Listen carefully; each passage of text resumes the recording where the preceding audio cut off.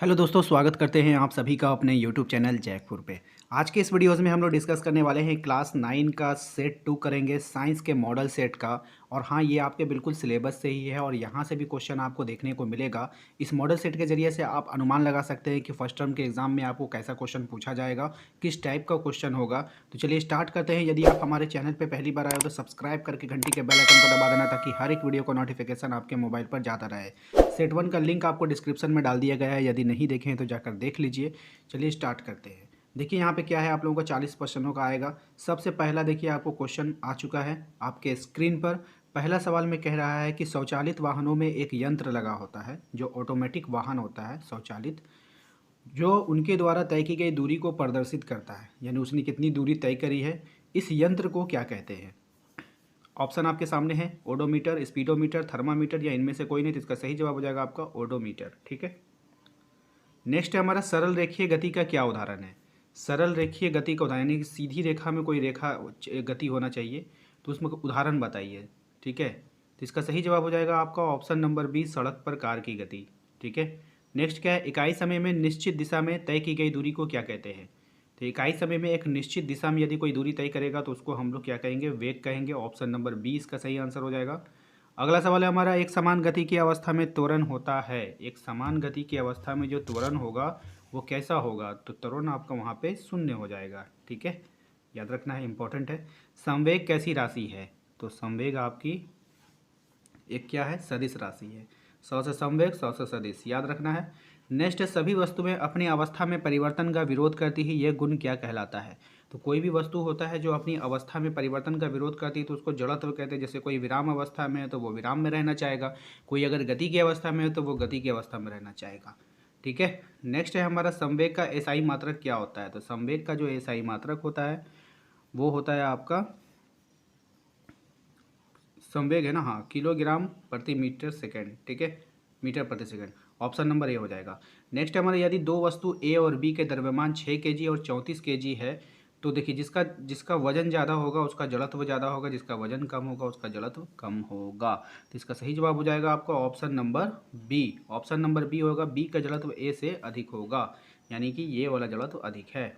Next हो जाएगा हमारा, न्यूटन का कौन सा गति का नियम गति का वास्तविक नियम है? न्यूटन का कौन सा गति का नियम गति का वास्तविक नियम है? इसका सही आंसर हो जाएगा ऑप्शन नंबर आपका बी। ठीक है, द्वितीय गति का नियम। नेक्स्ट हमारा, पृथ्वी के गुरुत्वीय त्वरण जी का मान क्या होगा? पृथ्वी जी का मान का मात्रक बताना है। ठीक है, तो इसका सही जवाब हो जाएगा metre per second square. Option number B इसका सही जवाब हो जाएगा। अगला सवाल देखिए, पृथ्वी सूर्य के चारों ओर चक्कर लगाती है, यह किस बल के कारण होता है? पृथ्वी जो है वो सूर्य के चारों ओर चक्कर लगाती है, यह किस बल के कारण होता है? तो गुरुत्वाकर्षण बल के कारण होता है। ऑप्शन नंबर ए हो जाएगा। सार्वत्रिक गुरुत्वीय स्थिरांक जी का एसआई मात्रक क्या होगा? तो इसका सही जवाब हो जाएगा option number C, newton metre square प्रति किलोग्राम स्क्वायर। ठीक है। नेक्स्ट है हमारा क्वेश्चन नंबर 13, यदि दो वस्तुओं के बीच की दूरी को आधा कर दिया जाए तो उनके बीच गुरुत्वाकर्षण बल किस प्रकार बदलेगा? तो इसका सही जवाब हो जाएगा आपका ऑप्शन नंबर ए, 4 गुना बढ़ जाएगा। ठीक है। अगला सवाल है हमारा, द्रव्यमान का मान सभी जगह क्या होता है? तो द्रव्यमान का मान जो होगा वह सभी जगह समान होगा। आप कहीं भी चले जाओ उसका द्रव्यमान जो है चेंज होने वाला नहीं है, मात्रा चेंज हो जाएगा लेकिन द्रव्यमान चेंज नहीं होगा। ठीक है, द्रव्यमान जो होता है। ठीक है, आयतन। दिए गए चित्र में पदार्थ की किस अवस्था के कणों को दिखाया गया है? तो यहाँ पे देखिए काफ़ी जो है ये सटा सटा हुआ है। ठीक है, गैप इनके में कम है, तो ये ठोस अवस्था को प्रदर्शित करता है। किसको करता है? ठोस अवस्था को। Option number A. ठीक है मेरे भाई। क्वेश्चन नंबर 16 देख लीजिए। क्वेश्चन नंबर 16 में कह रहा है, अगरबत्ती की सुगंध आपको दूर से मिलती है, इससे पदार्थ के कण की किस गुण का पता चलता है? तो इसका ये गतिशील है। पदार्थ के कण क्या है? निरंतर क्या होती है? गतिशील होती है। ऑप्शन नंबर डी हो जाएगा। ठीक है। अगला सवाल देखिए क्या है, निम्नलिखित में से किस पदार्थ में विसरण तेजी से होता है? जल में, ऑक्सीजन में, लोहा में या फिर तेल में? ठीक है, इसके अकॉर्डिंग जो है आपका आंसर हो जाएगा ऑप्शन नंबर बी। ठीक है, ऑक्सीजन में। नेक्स्ट क्या है, वायुमंडलीय दाब पर 1 केजी ठोस को उसके गलनांक पर द्रव में बदलने के लिए जितनी ऊष्मा ऊर्जा आवश्यकता होती है उसे क्या कहते हैं? ठीक है, इसका सही जवाब हो जाएगा ऑप्शन नंबर आपका सी, है ना, संलग्न की गुप्त ऊष्मा। ठीक है।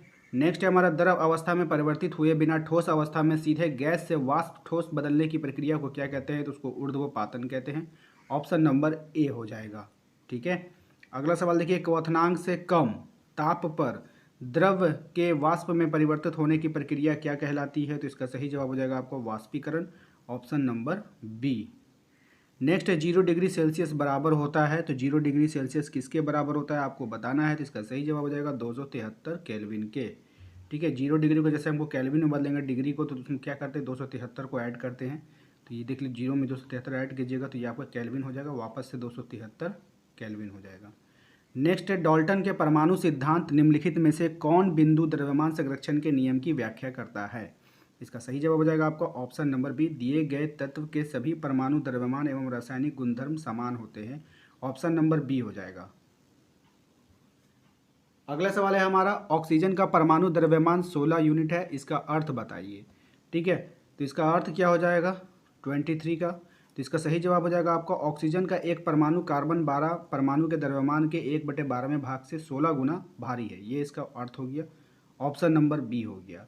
ठीक है, अगला सवाल देखिए, किसी भौतिक यौगिक का सूक्ष्मतम कण जो स्वतंत्र रूप से रह सकता है तथा उसे यौगिक के सभी गुण को प्रदर्शित करता है क्या कहलाता है? ठीक है, इसका सही जवाब हो जाएगा आपका ऑप्शन नंबर बी। ठीक है, अणु कहलाएगा। निम्नलिखित में से कौन सा यौगिक चतुर्परमाणुक है? ठीक है, तो कौन सा यौगिक इसमें चतुर्परमाणुक है? तो NH3 अमोनिया। ठीक है ना।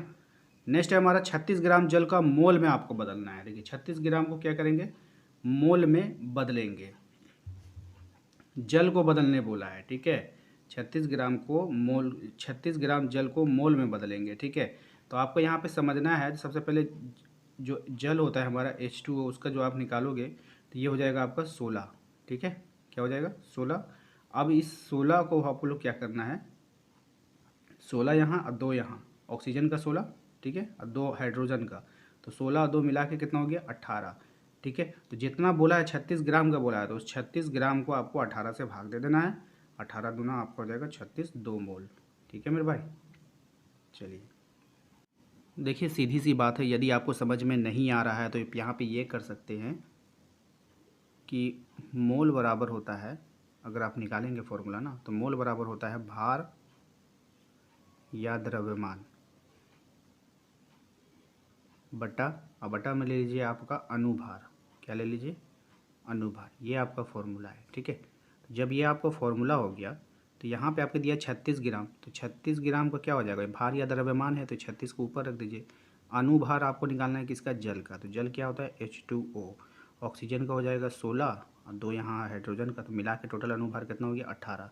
तो 18 आप कहाँ रखोगे नीचे, तो 18 से 1 कट जाएगा क्या बार में 2 बार में, तो 2 आपका 2 मोल आंसर आ जाएगा। ठीक है, चलिए उसके बाद कहा है 5 मोल नाइट्रोजन गैस का द्रव्यमान क्या होगा। अब इसको देखिए बनाएंगे किस तरह से, आपको फॉर्मूला याद है, फॉर्मूला क्या था मोल बराबर द्रव्यमान बटा अनुभार।